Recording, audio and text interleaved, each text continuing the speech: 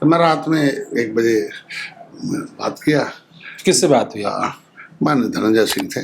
धनंजय सिंह हमसे 1 साल पहले से कह रहे थे कि आप भाजपा के साथ आ जाओ, और भाजपा सरकार है, केंद्र में है और ताकतवर है, और तुम्हारा बिरादरी है भी, और एक विचारधारा है वहाँ।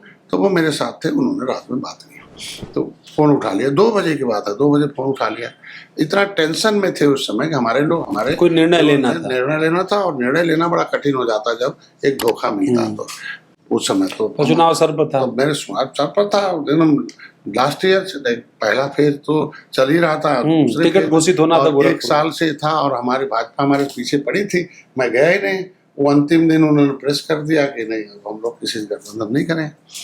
तो रात में फ़ोन किया तो उन्होंने कहा अरे, तो फ़ोन उठा लिया। तो उनका तुरंत सुबह आओ, तो उन्होंने तो रास्ता ख़त्म कर दिया। प्रयास करते हम लोग, मैं तो कह ही रहा था, लेकिन हमने, आप जानते नहीं, मैं तो उनकी सरकार बनवा चुका हूँ, फिर भी हम धोखा खा चुके हैं। तो हमने कहा जो भी है, अभी हम नए हैं और हमें पॉलिटिकल ट्रेनिंग की जरूरत है, सीखना पड़ेगा हमें।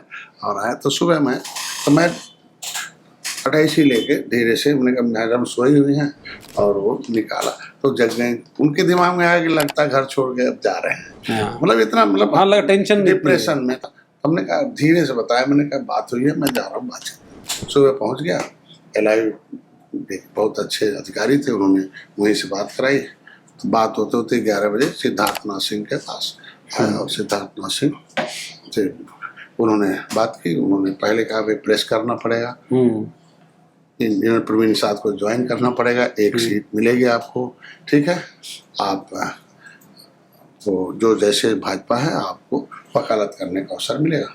और आ गया। मैं पहले आता तो अपने शर्तों पर आता, अब भाजपा के साथ जाएंगे तो अब आपके लिए करो या मरो वाली स्थिति। तो मैंने उनके साथ हुआ कि नहीं चलो। उन्होंने कहा कि आपका मुद्दा जो है बड़ा मुद्दा है, जब रहोगे सरकार के साथ तभी होगा। अब भाजपा पहले से इस मुद्दे पर विचार करती है, योगी जी आवाज़ उठाते हैं, मछुआ विजन में है, तो उसमें आप रहोगे तो टेबल और एक बड़ी प्रोफाइल है प्रवीण जी का। अब प्रवीण जी वैसे एक ऐतिहासिक जीत हासिल गोरखपुर से MP आएंगे, तो इसलिए जाएंगे तो हो जाएगा। और प्रवीण जी को लड़ाया जाएगा कि नहीं लड़ाया जाएगा, ये भाजपा तय करेगी। आप और कहाँ से लड़ाया जाएगा, अभी भाजपा तय करेगी। आपको ज्वाइन कर दो, नहीं लड़ाया जाएगा, क्या क्या भाजपा तय करेगी। उनको भाजपा ज्वाइन करना, ठीक है, दे दिया दान उन्हें।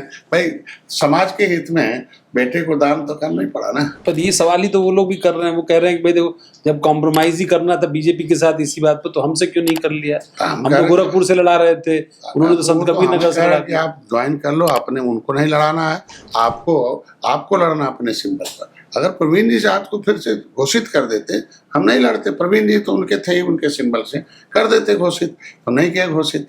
तो भाई अब उनके जगह पर हमें लड़ाओ और हमारा सिंबल खत्म करो। तो आज अगर कुछ भी है तो पार्टी की वजह से तो पहचान है आज के दिन में।